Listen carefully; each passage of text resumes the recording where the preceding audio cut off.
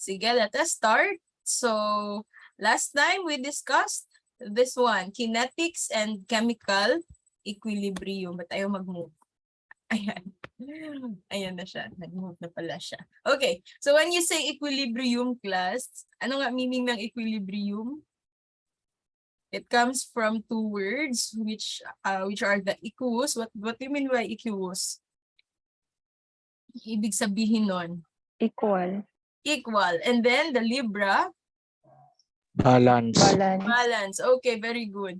So when you say chemical equilibrium, this one is referring to the equality of the forward and reverse reaction. So, di ba, we have a chemical reaction. Example, this one substance will react with another substance. So, we have there A plus B, yielding the products C plus D. Now, most of our ionic reactions, which means these substances are considered as ions, they are reversible reactions. So just look at the arrow. It's reversible, meaning the products may also become the reactants. They may react with each other also to form the original reactant. So see, original reactants can be classed the product for the reverse reaction. And if the rates of the forward and reverse reactions are equal, that's what we call chemical equilibrium. Okay? So, when you say rate of chemical reaction, gaano kabilis mag-occur ang reaction na yan. So, we call that reaction velocity. And our unit for this is formality per second or any unit of concentration per unit time. Okay? So for for the study of the rates of chemical reaction, that's what we call reaction kinetics, ha? And then we have factors influencing the rate of these reactions. Kung gaano kabilis mag-occur ang isang reaction, we have here factors that will affect that. Number one is the presence of catalyst. So last time I discussed what catalyst is. Ano nga ibig sabihin ng catalyst? These are any substance that what? Ang ginagawa nitong catalyst na ito in a chemical reaction. Who can remember what a catalyst is? Or nakalimutan na? Para mas mapagpaspas ang rate sa reaction niya. Okay, sige. So, catalyst class, if added in a chemical reaction, will speed up. Okay, it will speed up the rate of reaction. Very good. That is, again, a catalyst. Now, in our body, we also have catalyst, ha? So, example, our enzymes are considered as biological catalysts to speed up the metabolism processes or metabolic processes inside our body. So just remember, when you say catalyst, they are there. They are placed there to speed up the reaction. Ang hormones the hormones are actually considered as a chemical messenger in the body. So they are not really a catalyst, but rather they are chemical messengers. When they are released, the hormones class, when they are released and they have interacted with their receptors in the body, they will elicit a certain action. Okay? Ipapasa niyo yung message na yun, example, sa organ. And magkakaroon ng activity. So that's what hormones do in the body. Our catalyst in the body are our enzymes. Okay, but they are actually the same. They are made up of proteins. Both hormones and our enzymes are actually proteins, most of our hormones. Okay, now aside from that, aside from catalyst, we have temperature. Most of our substances class, example for dissolution, they are dissolved if you raise the temperature. So that means chemical reactions may also speed up if you increase this one. Okay, what is the reason? When you increase the temperature, it means that there will be increased movement of the particles. Also, there will be increased kinetic energy. And because of that, there will be higher chance or higher chance of particles interaction. Pag nagkaroon ng interaction yung particles, then chemical reaction will happen. So that's how the temperature affect the rate of chemical reaction. And lastly, concentration. Syempre, if you have a lot of particles, when you say concentration, it refers to the amount of particles in a given volume of a substance. So if you have a lot of particles, then it will also mean that you have higher chance of contact or interaction between these particles, and that will speed up the reaction. Okay, so that is the law of mass action. Actually, the amount of substance or the amount of particles, the concentration of the reacting substances at the present time is proportional to the rate of chemical reaction. The more particles, the higher the speed of the chemical reaction to take place. That's the law of mass action. And when you say law of chemical equilibrium, ito yung sabi ko kanina, na we will just achieve equality and balance if the rate of chemical reaction forward, the chemical reaction is the same with that of the backward.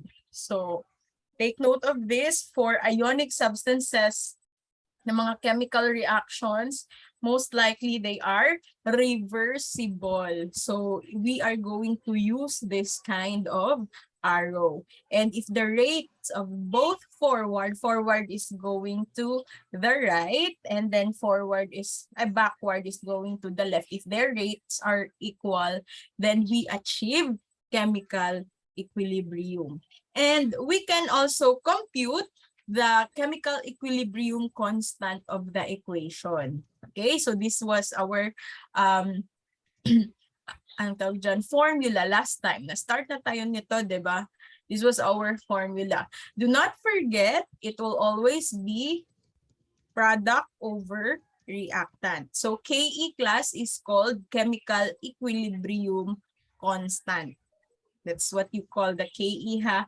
And then our formula, product or products if marami, and then reactant or reactants. So ano yan siya? It will be the concentration of the products and the reactants raised to the power of their coefficients in the chemical reaction. So definitely you cannot compute with the chemical equilibrium if hindi balance ang chemical equation. So i-balance niyo muna siya kasi take note, kagaya nito, if this is the equation, AA plus B plus equals C plus D, itong mga maliliit na letters dyan are the coefficients. Sabi ko last time, when you say coefficients in a chemical equation, it means it refers to the number of molecules present, okay? So number of molecules present, yan siya.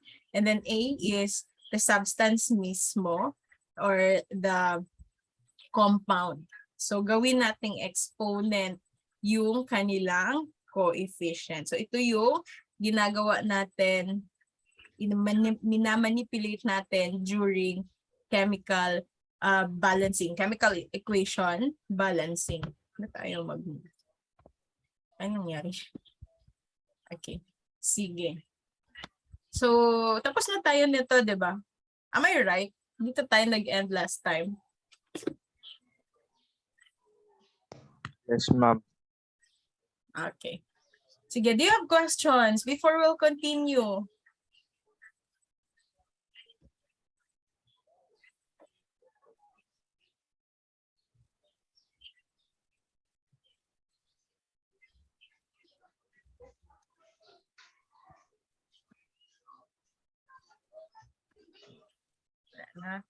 Okay.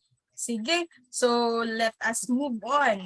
Let's have the problem solving. So, kaya ang sabi ko sa inyo kanina, during the exam, you really have to bring your calculators kasi we need to compute. Oops, your connection is unstable. Wait lang, let me check my connection. Baka sa ibang.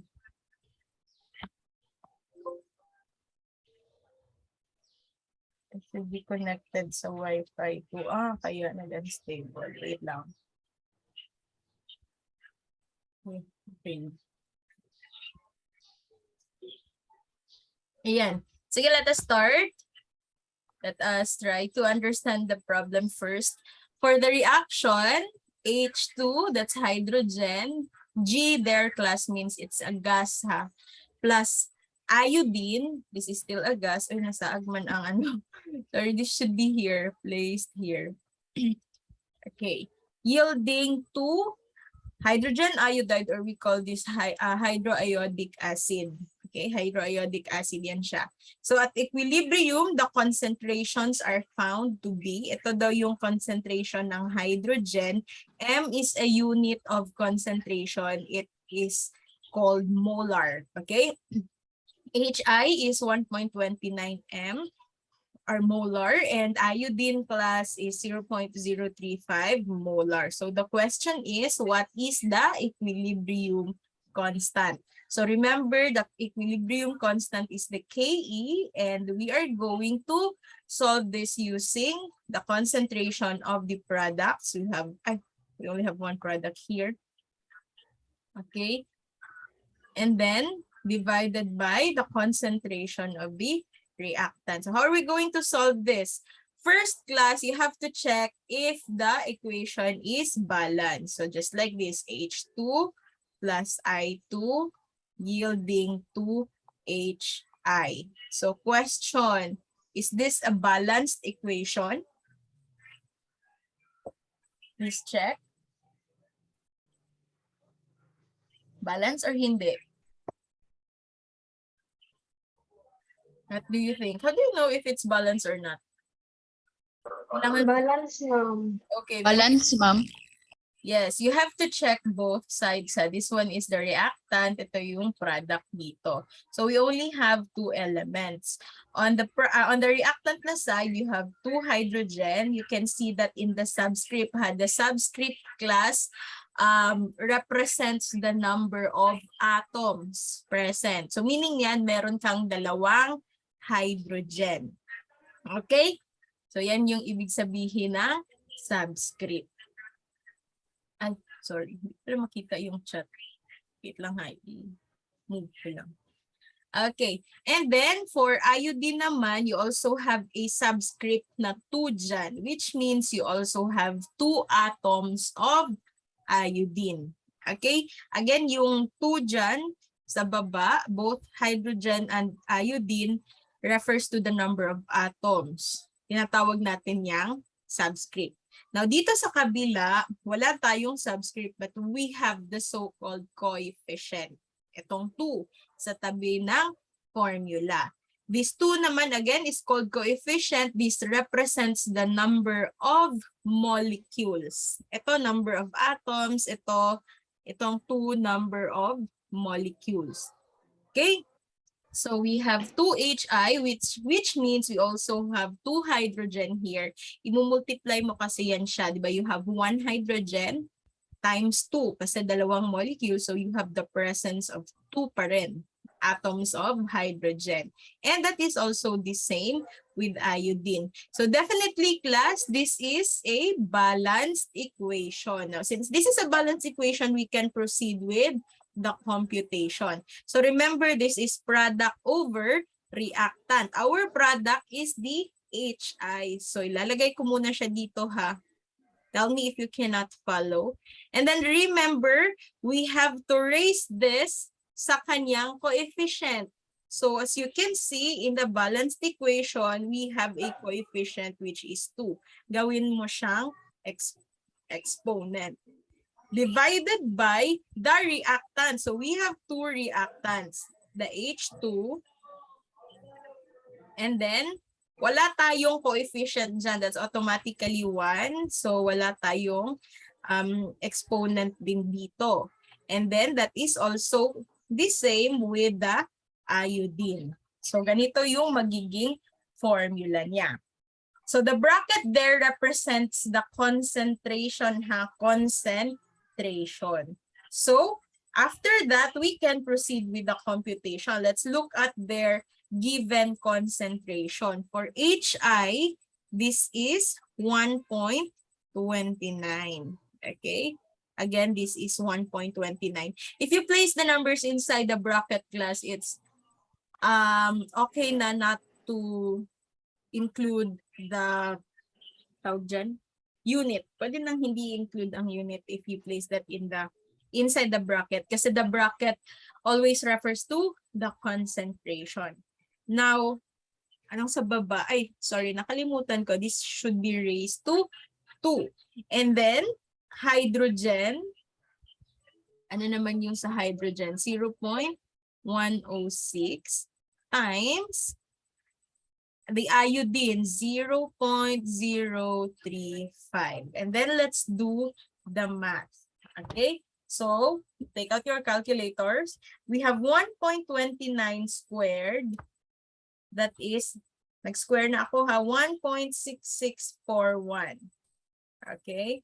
Divided by 0.106 times 0.035.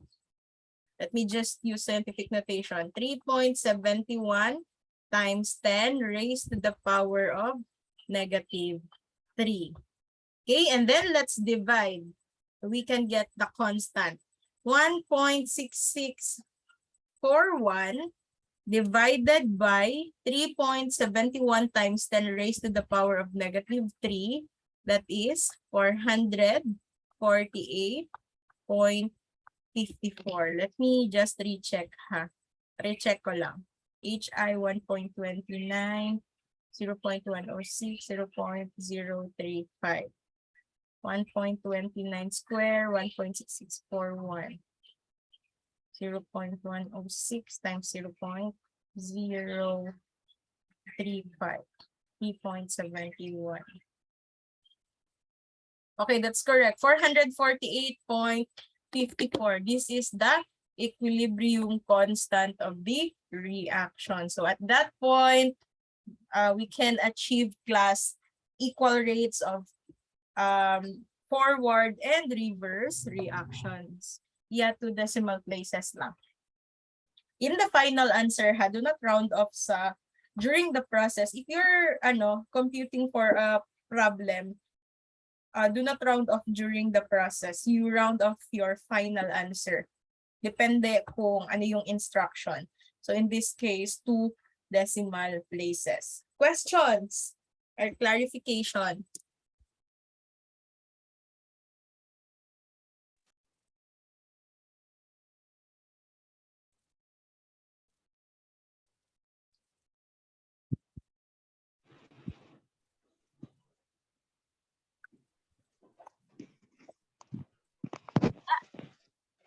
Yeah, we'll have another example. See. Saan pagkuha sa 1.29? 1.29 is already given. Yan, it's in the problem. That's the concentration of PHI. Okay, let's have another example. Okay. No, wait lang, wag mo na ito. Another example na lang. The scientific notation. Hindi na hindi scientific notation yung nasa ano niya sa calculator. What was that again? I already erased that.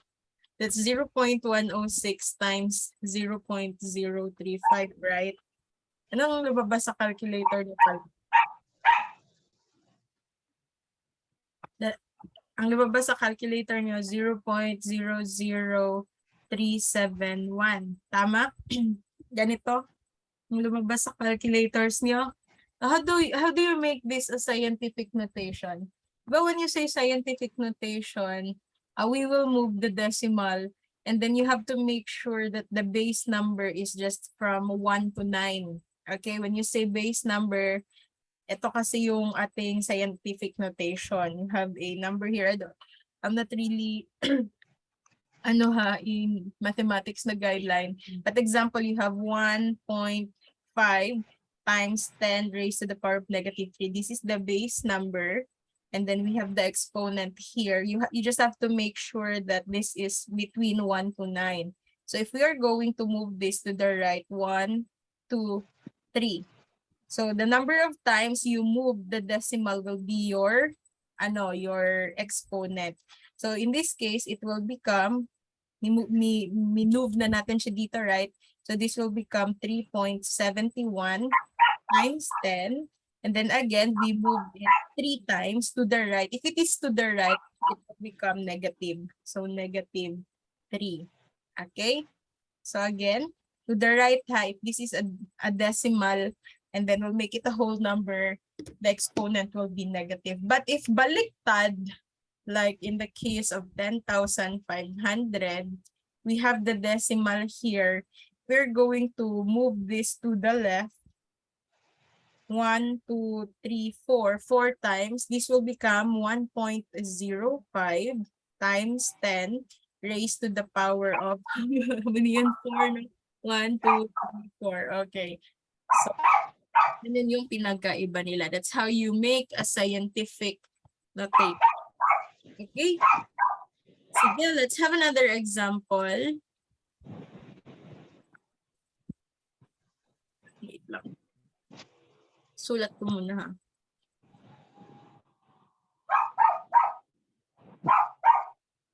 Yan, may nag-aw-aw na ito.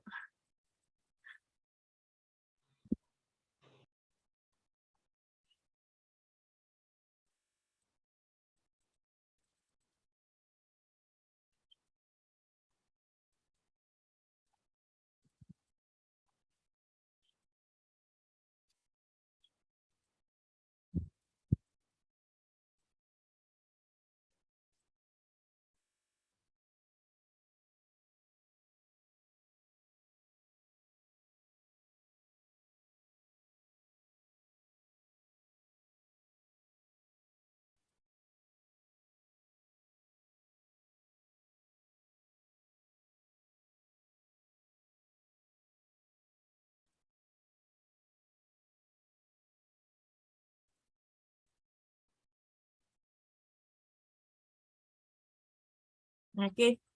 Sige. So we have this. Compute for the equilibrium constant of the reaction below. We have magnesium plus oxygen yielding magnesium oxide. So we have the given for the concentrations. Magnesium is 0.91, oxygen is 0.35 molar, and magnesium oxide is 1.62 molar. You try first answering there sa mga scratch papers niyo, sa notebook ninyo, and then we'll answer later.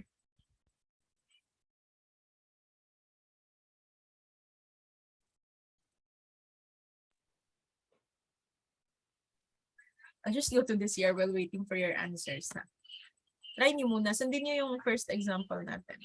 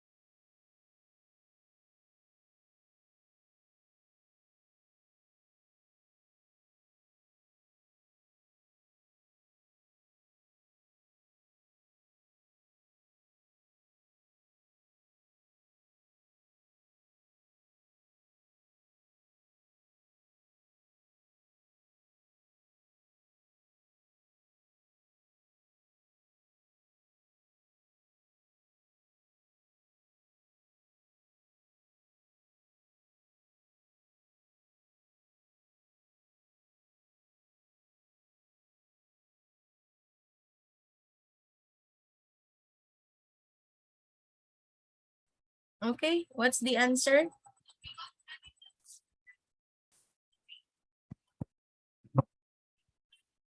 Ay, wala pa. Need i-change sa scientific notation? Hindi naman. I just wrote it like that.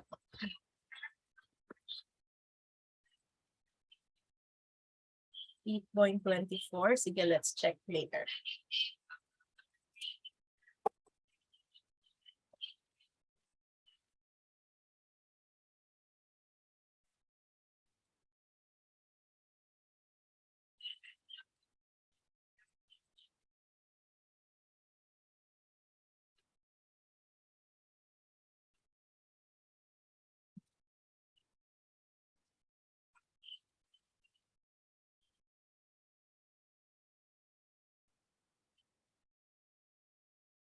.24. Okay. Sige. So first class, you have to check if the given equation is balanced. Okay? So di ba sabi ko kanina, i-balance mo muna. Let's check. In this case, magnesium plus oxygen equals nagdiretso na mag-compute, wala pa nag-balance sa equation. Pag-balance mo sa equation, magnesium oxide. So we have magnesium and oxygen only. In this side, you have 1 magnesium and then 2 oxygen. Okay, we have a subscript of 2 here. On the other side, we don't have subscript, we don't have coefficients. That means you only have 1 magnesium and 1 oxygen. So definitely this is not a balanced equation. Let's try to balance this. So since you have 2 oxygen on the reactant na side, you only have 1 here, you may write a coefficient 2 here. And that means in this side, in the product na side, you have 2 oxygen na pero damay si magnesium kasi isang compound sila.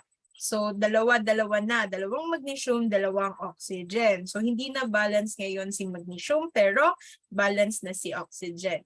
So, we will also write 2 here. Okay?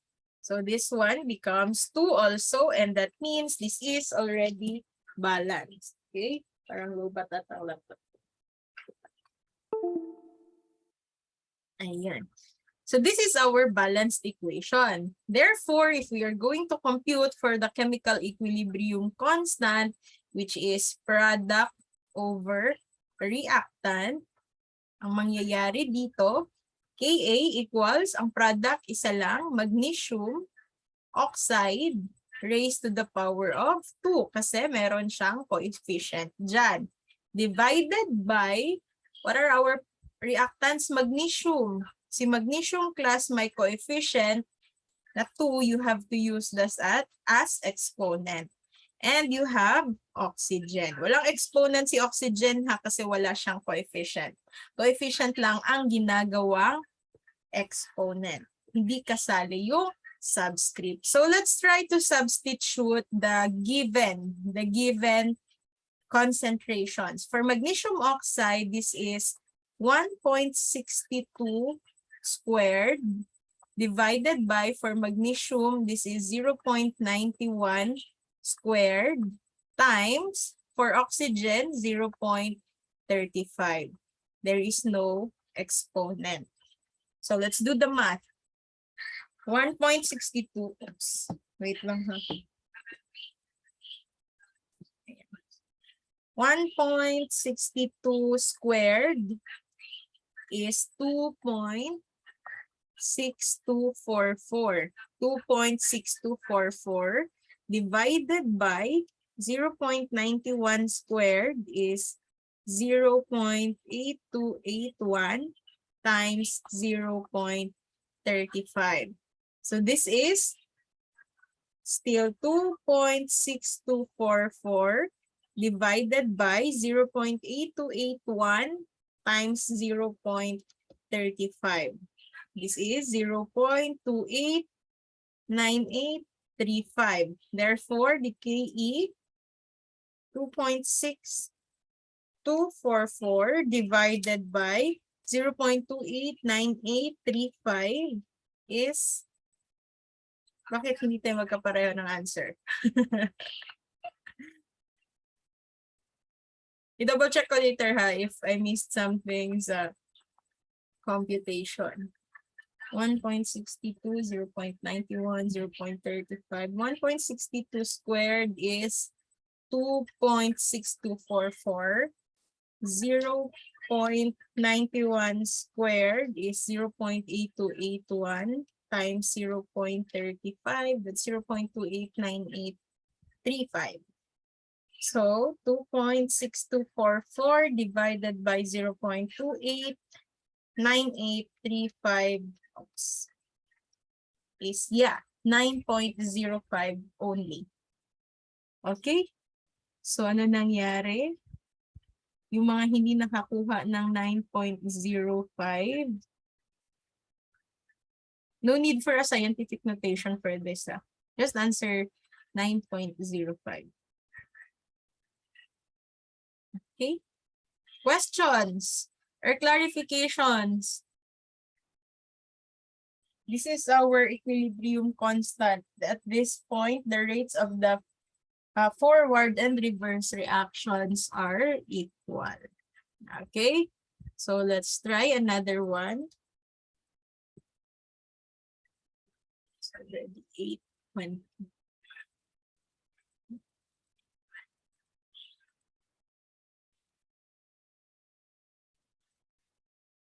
I'll give you class yung dalawang product. Now let me just think first.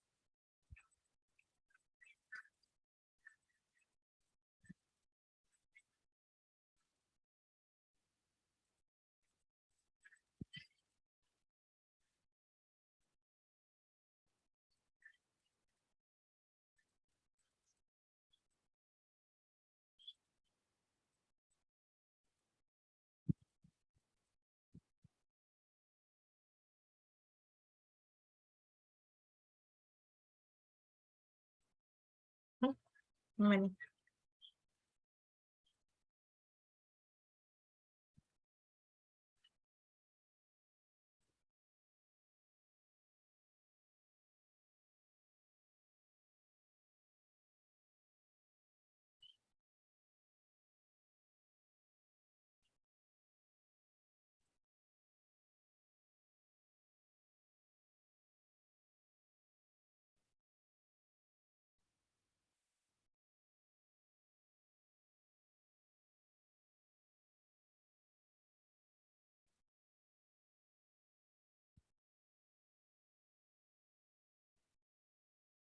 Okay.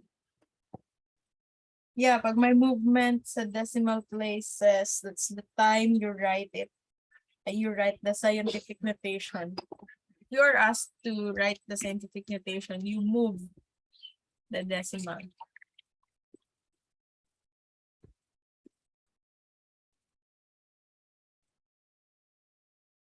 Sige, you try this.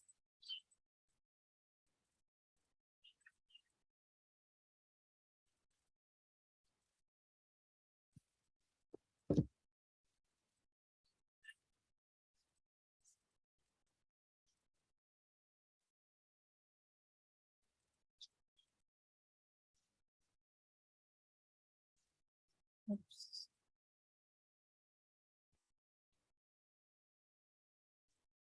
NaCl, ALO, aluminum oxide plus sodium chloride. Yeah, sa last, AlCl3. That is sodium oxide plus aluminum chloride, AlCl3.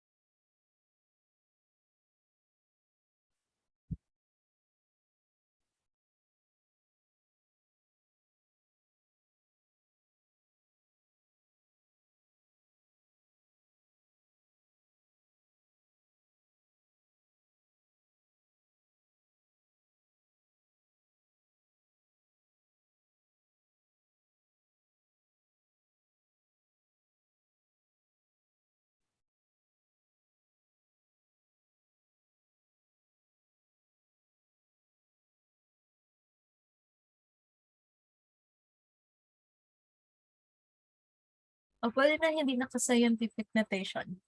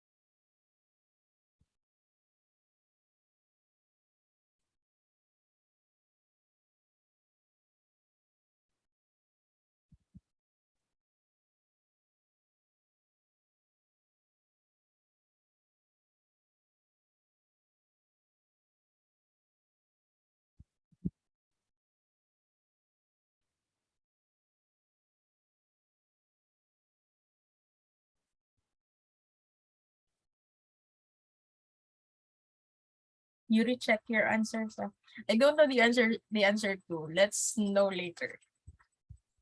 I just made this as in pinaabtik. So definitely I don't know the answer now.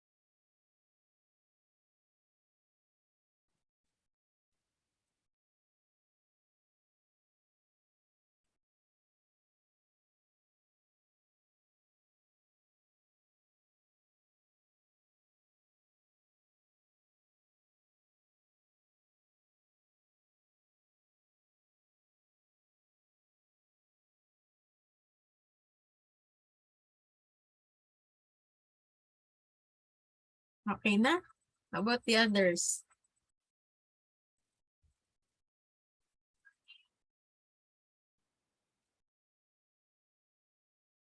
Nag-balance pa. Okay.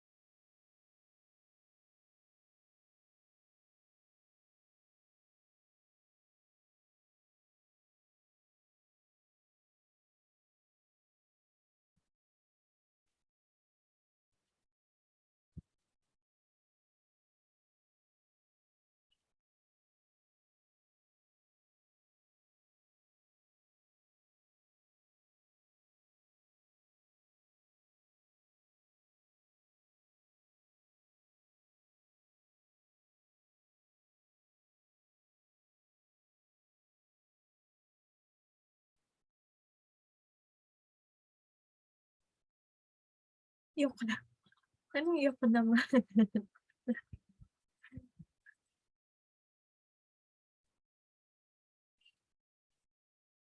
Yeah.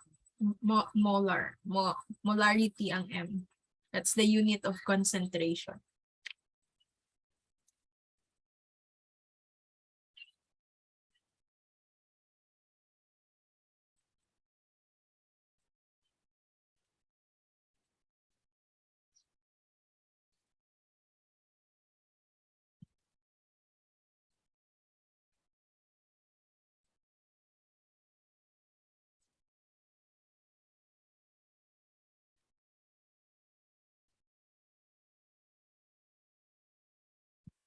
Amount of substance na unit.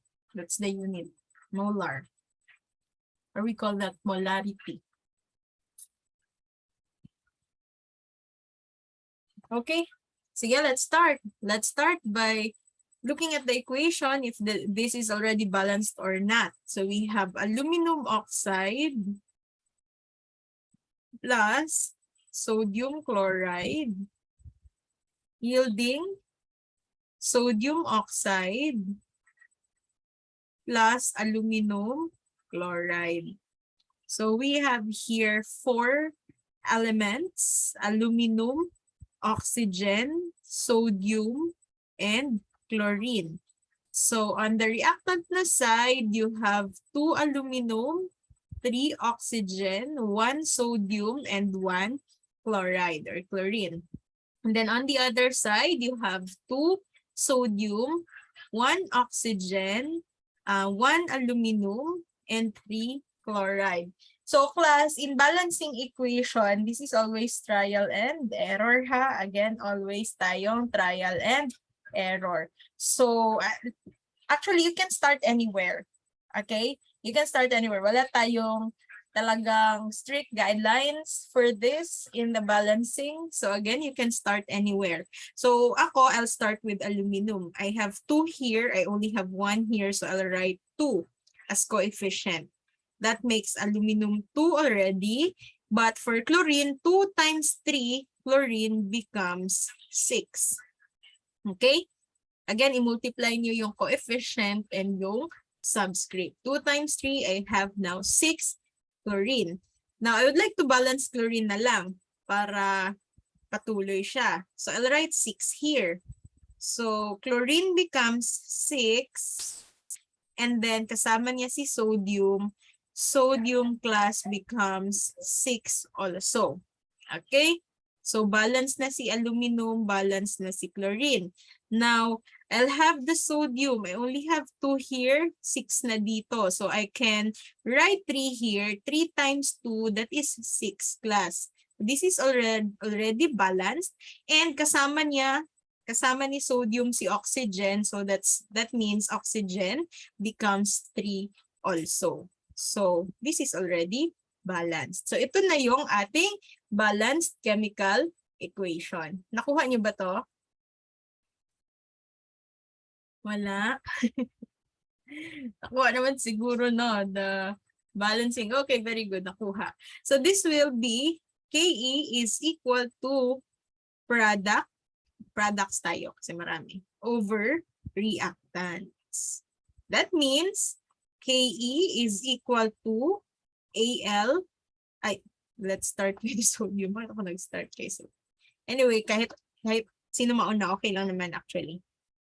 So we have sodium oxide, and then meron siyang coefficient na 3, so that becomes its exponent, times aluminum chloride, AlCl3, raised to the power of the coefficient, that is 2, divided by our reactants. We have aluminum oxide.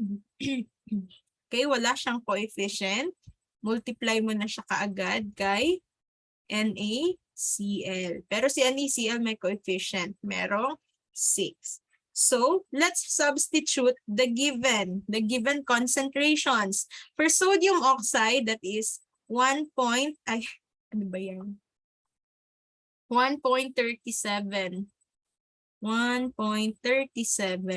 Tama na, 1.37. And then, raised to the power of 3 times aluminum chloride, that's 1.02 raised to the power of 2. Okay? And then, aluminum oxide, that's 0.91. Wala tayong exponent for this. And then, NaCl is 0.68 raised to the power of 6. So let us continue.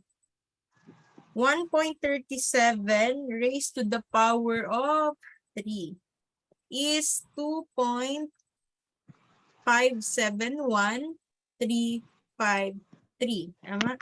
0.571353 times 1.02 squared. That's 1.0404 divided by 0.91 times 0.68 raised to the power of 6. That is medyo mahaba, 0.09 886, 7482. Okay.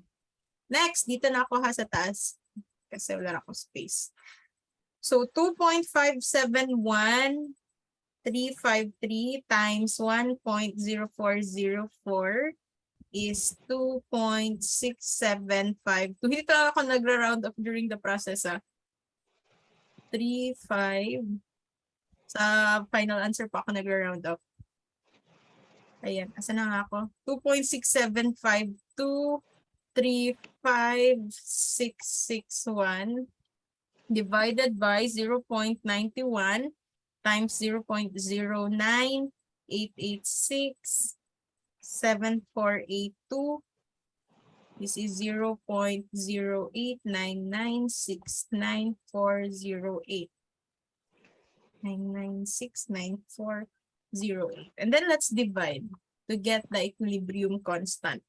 2.675235661 divided by 0.089969408. That's 29.73. So this one is the correct answer. 29.73. Did you get this? Yeah, may nakakuha. 29.73. Very good. How about the others?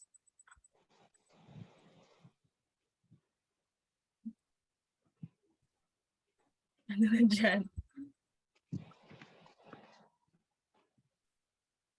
You have questions? Anyway, this one is being recorded, so you may always review the recorded discussion, no? Okay? Anong itong sa 6? Anong 6? Ito, 0.68? 0.68 raised to the power of 6. That's 0.098867482. How do you get that in your calculator? CL? What do you mean CL? Ito? Ito 2 times 3? Kasi 'di ba ang aluminum dalawa dito sa reactant. So dito sa kabila isa lang. Kaya nilagyan ko siya ng 2 dito. So aluminum becomes 2 also. So balance na siya. Pero kasama niya kasi kapag naging compound siya and then nilagyan mo ng coefficient na 2, hindi lang si aluminum yung magiging dalawa dyan. Meaning si chlorine din. Pero si chlorine kasi meron siyang subscript na 3. Meaning 3 atoms na siya tapos 2 molecules pa. So imumultiply mo siya 2 times 3. Naging 6. Okay? So 6 na siya dito. Now, para mabalance siya, nilagyan ko dito ng 6 sa kabila sa NaCl. Okay? So, naging 6 din siya. 6 times 1 equals to 6. And then, since kasama niya si sodium magiging 6 din. Okay? Any question or clarification?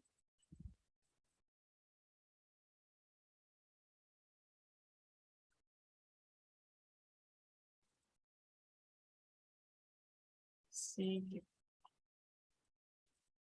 Let us have another example.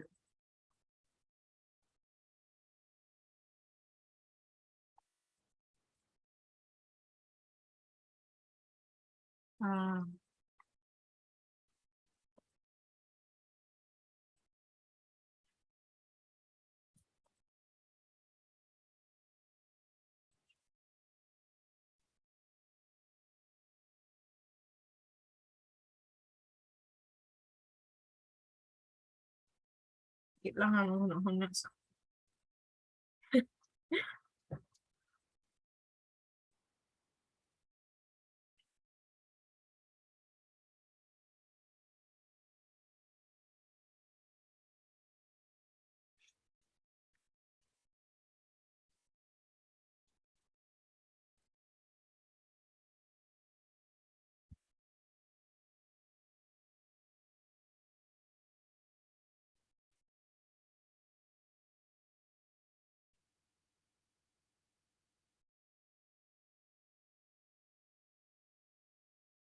Okay? You try to balance first para ma-practice kayo.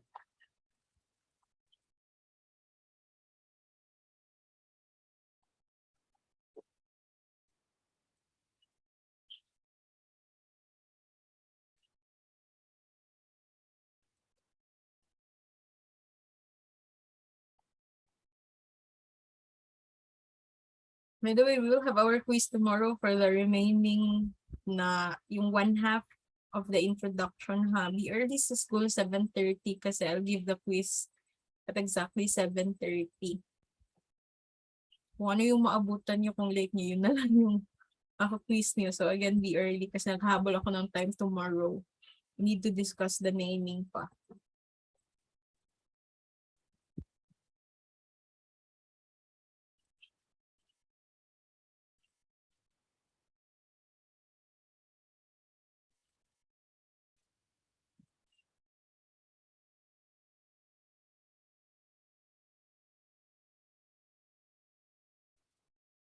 Okay? Sige, you try to balance.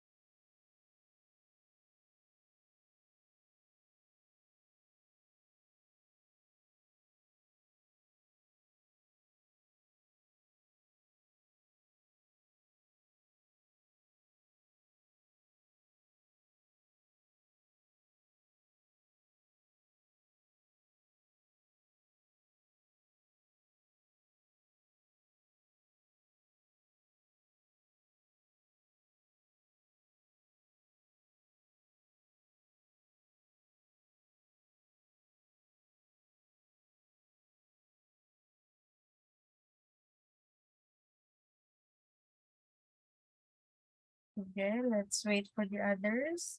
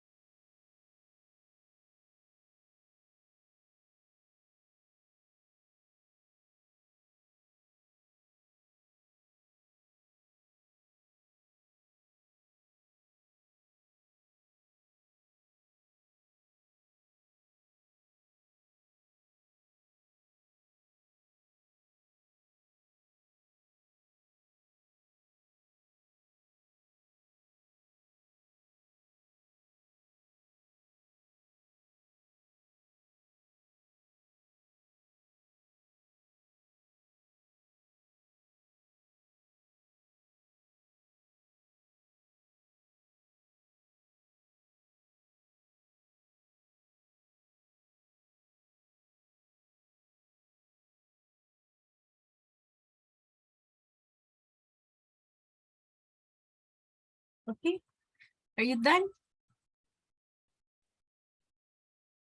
Wala pa, ma'am. Okay.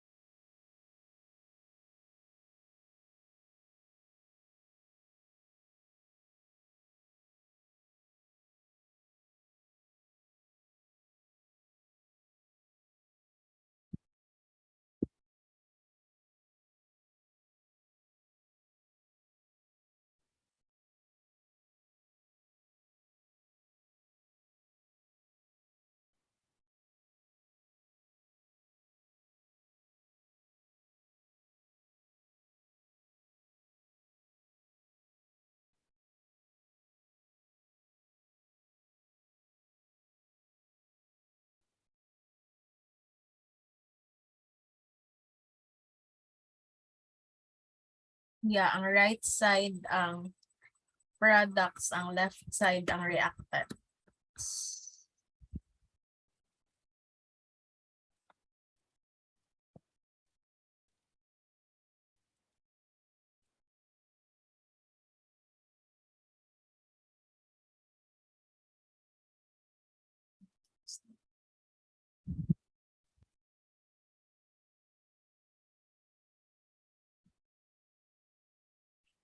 Ma'am, pag magbuto na ko do final answer, mag-apply pa ang rounding off sa pwede na.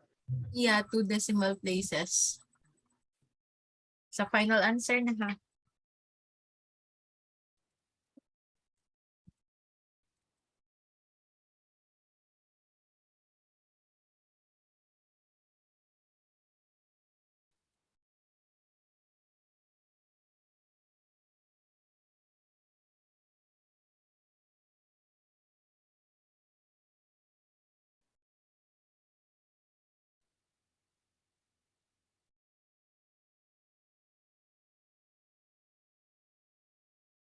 Yeah, pwede.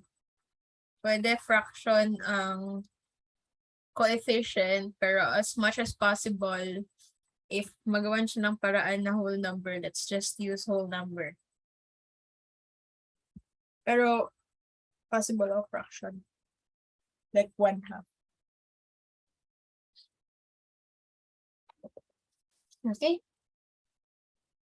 Sige.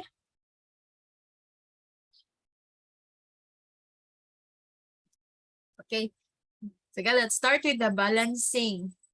Magnesium bromide plus, this is iron 3 oxide, Fe2O3, yielding our products, magnesium oxide plus iron 3 bromide. Okay, so let's see. You have magnesium, bromine, iron, and oxygen. So in this case, you have 1 magnesium on the reactant na side ha, and then 2 bromine, 2 iron, and 3 oxygen. Well, on the product na side, you have 1 magnesium, 1 oxygen, 1 iron, and 3 bromide. Okay? So definitely this is not a balanced equation. So let's try to balance this, trial and error lang. Nung part dito yung hindi balance. Bromine, iron, and oxygen. Okay? So, saan kaya tayo mag-start? Pwede tayong mag-start actually sa bromine. Pwede din mag-start sa iron or sa oxygen. It's up to you, class, where to start. Since trial and error naman ito. Okay? Kung nahirapan kang mag-isip anong mangyayari kay bromine, then start with iron. Okay? Example, I'll start with iron. Gawin ko siyang 2 para balance na siya. Kasi si magnesium dyan, balance na, no? Pero let's see later. So, ginawa kong 2 dito, coefficient, iron becomes 2. So, this is already balanced now, but kasama niya si bromine class. So, 2 times 3, this is equal to 6. Okay, multiply natin ha, coefficient times the subscript. Okay, so you have a total of 6 atoms for bromine. Okay, now ang mangyayari niyan, bromine is no longer balanced. Actually, dili siya balanced, no? But I'd like to write 3 here para 3 times 2, remember, it is 6. So this becomes balanced now. Multiply natin ha.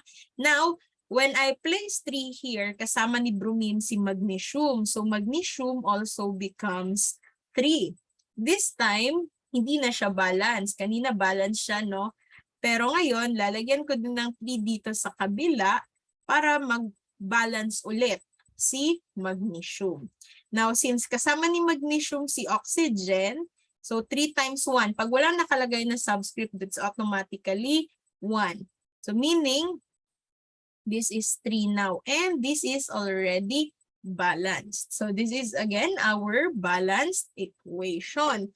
So in computing the chemical equilibrium, this is still products over reactants. Each of them are to be raised, sa kanilang exponents. The exponents will be the coefficient. So for the Ke, our products here are the magnesium oxide, and then meron siyang coefficient na 3. This will become its exponent times the iron 3 bromide. Okay, write it. And then meron coefficient na 2. divided by our reactants. We have magnesium bromide. May coefficient tayo na 3. And lastly, we have the iron 3 oxide. Okay? So wala tayong coefficient dyan. So as is lang. The 1. Now let's substitute the given concentrations. Magnesium oxide class is 0.99. Again, this is raised to the power of 3 times iron 3 bromide is 1.16 raised to the power of 2. And then magnesium bromide is 0.18 raised to the power of 3 times iron 3 oxide is 0.34. Okay? Let me know kung nalibat ko. Baka I missed something in the equation. Nevertheless, that's 0.99 raised to the power of 3. This is 0.9720299 times 1.16 squared is 1.3456 divided by 0.18 raised to the power of 3 is, let me just write it in scientific notation ha, para hindi mahaba. 5.832 times 10 raised to the power of negative 3 times the 0.34. And let me continue here. So 0.97299 times 1.3456 is 1.3056 1.305634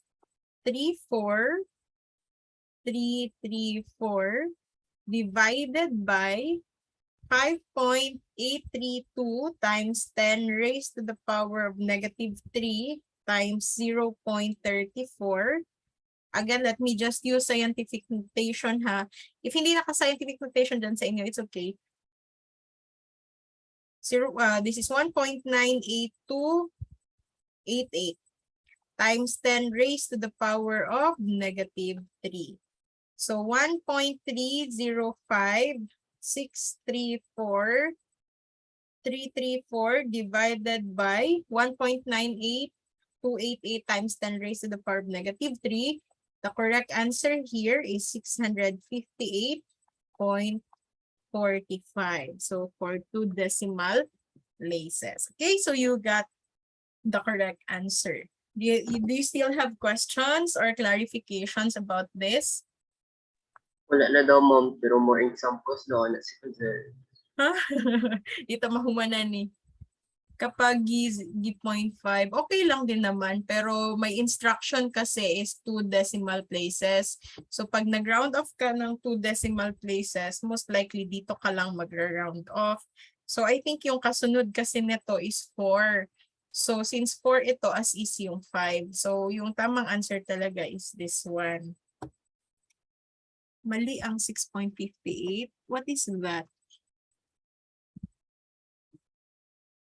Kung ginawa mo siyang 6.58, this will become a scientific notation. I-move mo yung decimal dito. So this will become 6.58 times 10 raised to the power of 2. This will be the correct answer. Yeah, pag i-move ang point, you have to make it a scientific notation. But please do not just answer 6.58 ha. Mali ito. Dagdagan mo kasi ni-move mo yung yung decimal. Talagang i-complete mo yung scientific notation. Okay? So you either write this one 658.45 or you make it a scientific notation, but please complete the scientific notation. Do not just write the 6.58. Okay, nag-brown out. Sige, any question? Or clarification?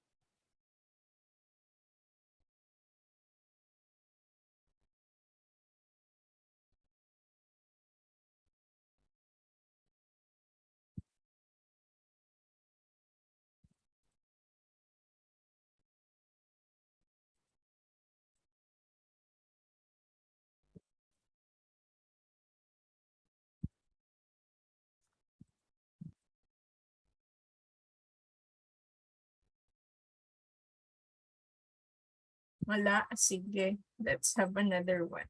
Pero this time, ganito yung problem. Ay, yun na mag-move.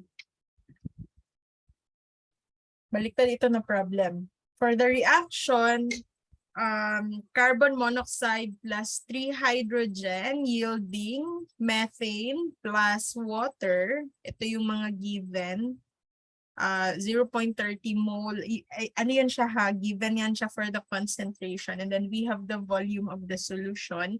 And the Ke is already given here. That's 3.92. Baliktad ito siya, di ba? Kasi you have to compute for the concentration of the CH4. Okay? Wait for a minute.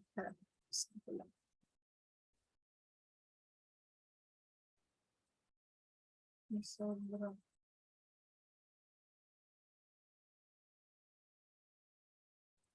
Okay. Brown out. Ano nangyayari sa world? Brown out na siya.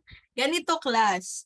Take note. Ano yung unit natin ng concentration kanina? Di ba capital letter M? That is, class, molarity. Ito, class, ang nakalagay, mole. By the way, yung mole is our SI unit for the amount of substance. Again, this is our SI unit, meaning International Standard Unit for the amount of substance. But the mole, class, take note, the mole is not a unit of concentration. Again, mole is not a unit of concentration. Ang unit ng concentration natin, either molarity, normality, though I'll teach you this also, pwede din siyang percentage. Pero again, yung mole, hindi yan siya unit ng concentration. So if this is the problem, class, you have to convert this first in unit of concentration. And ang pinakamalapit, since may volume of solution na given dyan, you may compute for the molarity. And this is, class, the formula of molarity. Again, this is our formula for the molarity. Molarity is equal to mole divided by liter of solution. So before ka, class, makapag-compute sa hinihingi, kailangan mo muna itong i-convert lahat into molarity kasi mole lahat ang given. So aside from checking if this is already a balanced equation. So medyo mahaba-haba ito, class, na computation, but let's just be patient ha with this one. So let us start. Let's try to convert everything to molarity. So number 1, you have there for carbon monoxide. The given is 0.30 mole. So molarity again is equal to mole. This is 0.30 divided by the liter of solution. That is 1.2 liters. So 0.30 divided by 1.2 is equal to 0.25. So actually the unit is moles per liter, but take note that moles per liter is equivalent to capital letter M. So you may write 0.25 molar. Okay? So for carbon monoxide, lagay ko na lang siya dito sa baba ha, yung concentration niya talaga ay 0.25 M. That is capital letter M ha. And then for hydrogen, the same thing, M is equal to 0.10 mole divided by 1.2 liters. This is, round off ko lang ha, 0.083 mole per liter or capital letter M. So I'll write here for H2, 0.083 molar. For water, okay, So that's the same thing. This is for water here. 0.20 mole divided by 1.2 liters. So nandito ha, given yan siya. So 0.20 divided by 1.2 is, I'll round off ha with this one, 0.17 mole per liter or capital letter M. So this is just 0.17 molar. Okay? So ayan, na-convert na siya lahat to molarity, unit of concentration na yan. Remember again, do not use mole kasi hindi yan siya unit of concentration. Now let's check, kasi naka-molarity na ito lahat. Let's check if this is class A balanced equation. Ay, ang plus. So we have carbon, oxygen, and hydrogen. One carbon here, one oxygen. And then you have 3 hydrogen. On the other side, you have 1 carbon, you have 1 oxygen, and then CH4. Oh, sorry, I forgot the 3. This is 6. Okay, 3 times 2. Here we have 4. 4 here plus 2, that's equal to 6. So this is already a balanced equation. So KE is equal to product over reactants. Marami pa tayong products. Reactants. Which means KE is equal to the concentration of methane, CH4 is methane, times the concentration of water divided by the concentration of carbon monoxide times the concentration of hydrogen. We have a coefficient here, so we'll raise this into 3. So let us, class, substitute the concentration.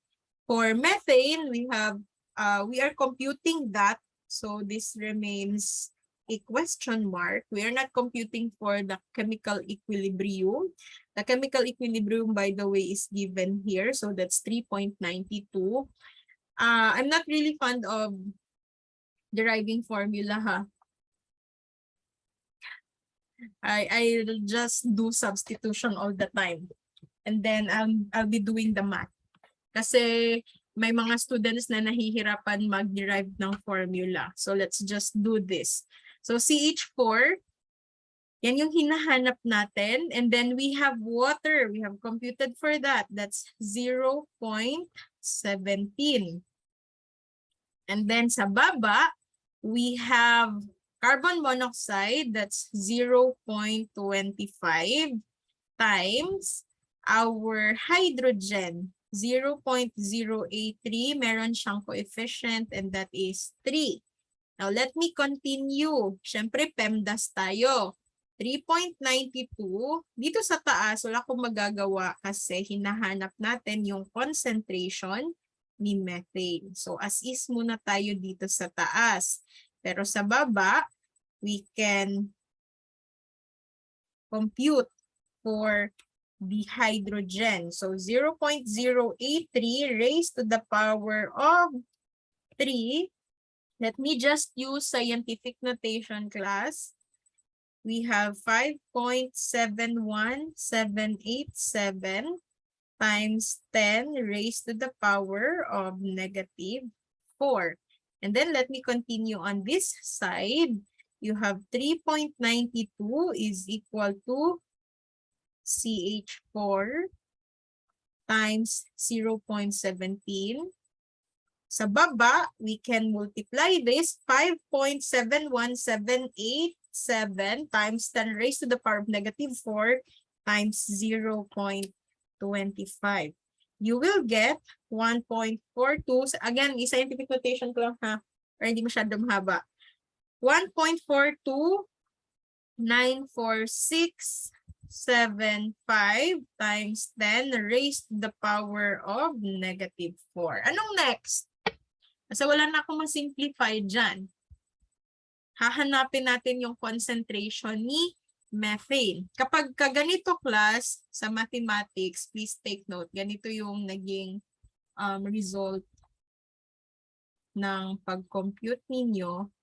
Always do criss-cross, ha? Cross multiplication.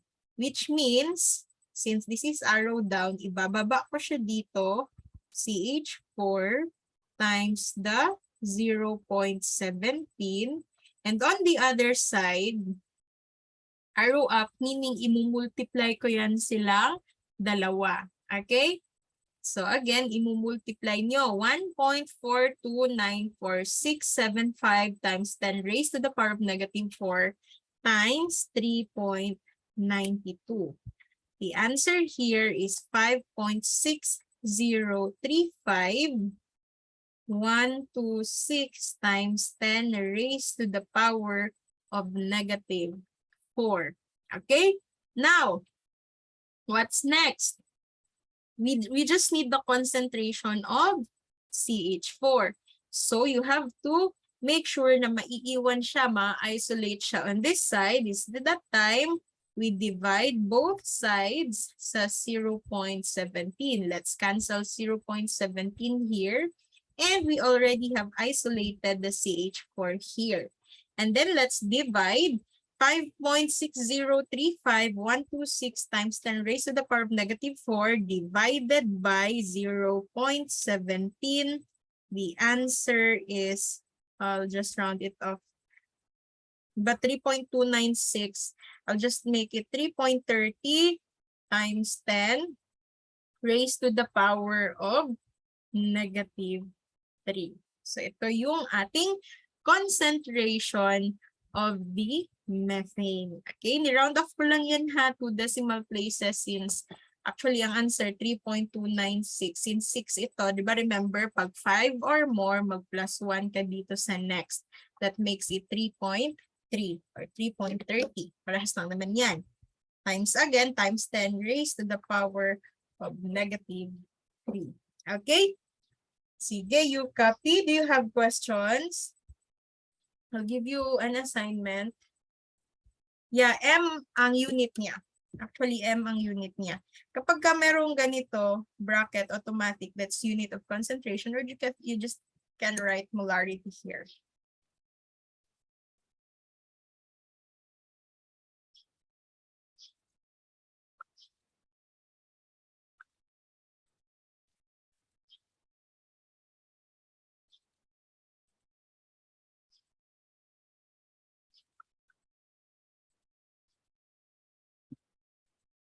Yeah, given a 1.2 liters. Here, this one.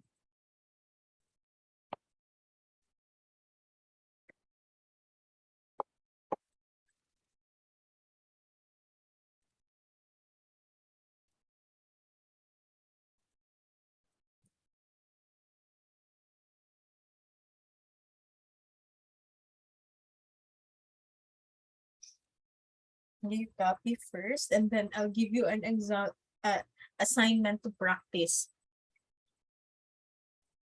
Ipopost ko lang nga sa sa Schoology. Sa Schoology nilang din ipapasa. Handwritten. Show your solution. Round off your final answers to 2 decimal places.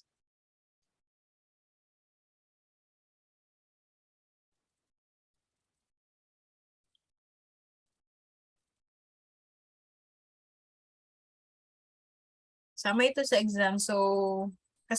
exam. So, ito yung magiging last coverage sa exam class. Starting from the very first thing I discussed sa inyo ha, until this one. So, you study. I'll pause the recording now.